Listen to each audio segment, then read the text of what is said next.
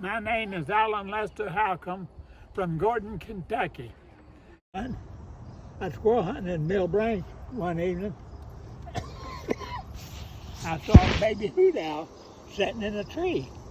He just sitting on a big limb, and after a little bit, the mother hoot owl came in, and she had a big old mouse in her foot, holding that mouse. She picked it up with her mouth and handed it over to the baby's mouth, and the baby ate the mouse. Dang. I got to watch her feed her baby. And that's something in a lifetime that you'd ever get to see. Yeah, and that was squirrel hunting in Mill Branch. Wow. Share about Harry and the turtle. Yeah. I was a little bitty boy. I couldn't have been much over 7 years old. Wallace and Harry went fishing one day and came back and had a big giant turtle. And so they decided they was going to skin it out, and then Mom could fry the meat. Well, they got the turtle's head off first, and it was laying off to one side and the mouth open and just laying there, not moving. And they was busy trying to skin that turtle, and they got the turtle skin cleaned out. I said, I wonder if that head could still bite. He went over and just put his finger back in that turtle's mouth, and bam! He closed on his finger, and he was slinging and blood flying everywhere. He could not get that turtle's head off of his finger. Well, he sat down and told Wallace to run and get a hammer and chisel. Well, Wallace went and got the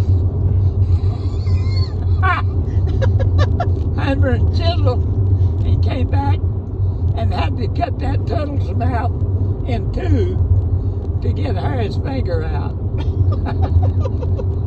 It didn't cut it off? Didn't cut it off, but boy, sure cut it deep. Had blood going everywhere. I always had trouble cleaning turtles. I went to a store one day, and the man looked at my hands, and he said, Alan, you just cleaned the turtle, didn't you?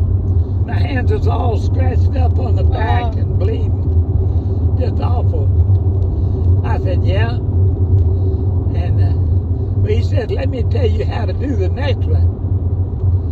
And he said, you go back at the tail, and right next to the shell, you cut into his tailbone.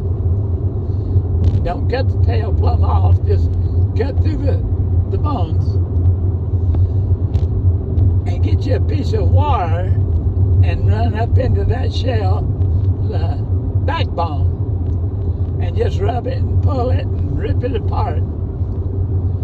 And says that turtle will just relax and never move another muscle.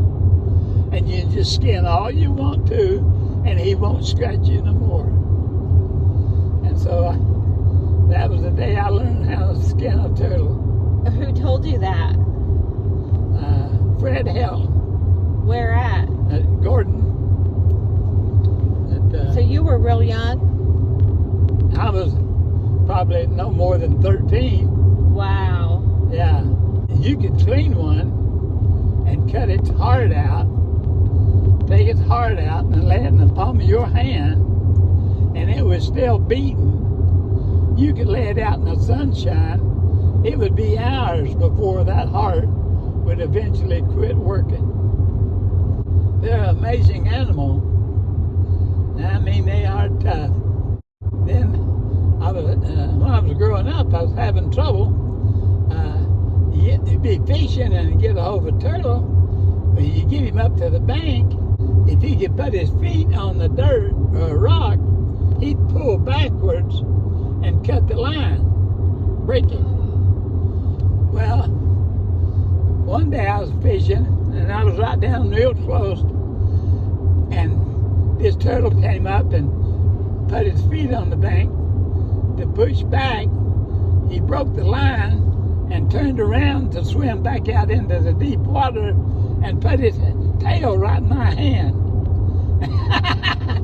And from that time on, all I'd have to do is get him up real close, don't let him touch nothing, and give him slack, and he'd turn around, a tail right in your hand.